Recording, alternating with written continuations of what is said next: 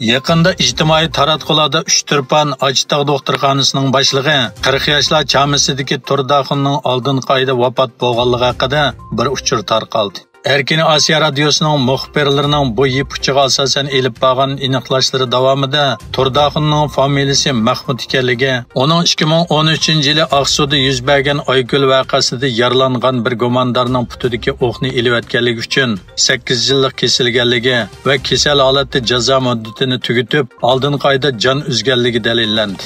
Ma'lum bo'lishicha, 2013-yili Rozi tarif kuni soqchilarning masjid tekshirishi sababli yuz bergan bu voqeada soqchilar qurolsiz ommaga o'q chiqarib 3 kishining naq maydonda o'lishiga va ko'p sonli kishining yaralanishiga sabab bo'lgan. Xitoyning 2010-yillardan boshlab G'arbning tokini sharqqa yo'tkash strategiyasi yo'lga qo'yilib 12 yildan keyin Sharq Turkiston Xitoy o'lkalarini tok bilan ta'minlaydigan eng chong elektr stansiyasiga aylangan. Xitoy taratqullarining 4-noyabr bergan xabarlarida ma'lum bo'lishicha, bu yil 31-oktyabrgacha bo'lgan 11 oy ichida Sharq Turkistondan Xitoy o'lkalariga yetkazilgan umumiy elektr tok miqdori 103 milliard 662 million kilovatga yetib borgan. Xitoy xabarlari to'rining bu vaqtdagi xabarda aytilishicha, 11 oy ichida Sharq Turkiston Xitoy o'lkalariga yo'llagan tok zapasi 1 milliard 400 million Xitoy aholisining 32 kun ishlatishiga yetadi ekan.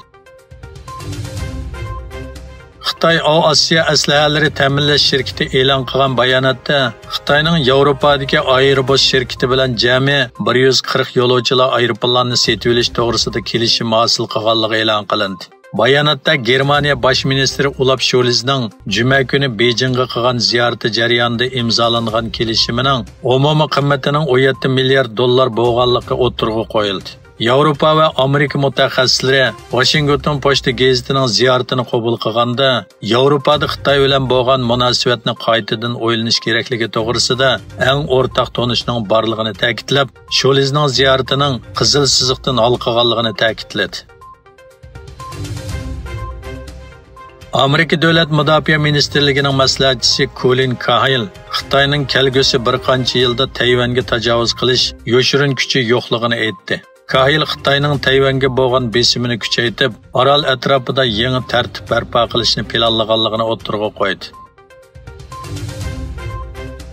Egilishicha, Xitoy Xalq bankisining muavin raisi Fan Yifi haqida sheriklik gumoni bilan tekshirish boshlangan. Xitoyning raqamlik pul muomala jihatdagi bosishlarining boshlamchilarining biri bo'lgan Fan Yifi oldingi oyda Jungo Kommunistik partiyasi 20-navbatlik mamlakatlik qurultaydan keyin tekshirilgan tunji yuqori darajalik amaldorga aylandi.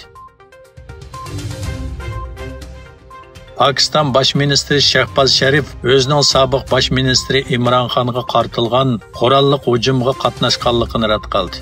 Imron Xonning yolg'on va oddiy suiqasdlar bilan davlatga ziyon solganligini bayon qilgan Sharif, Pakistan Tahrik-i-Insof partiyasining rahbari bo'lgan Xonning davlat organlariga qarshi salbiy bayonlarni qurganligini aytdi.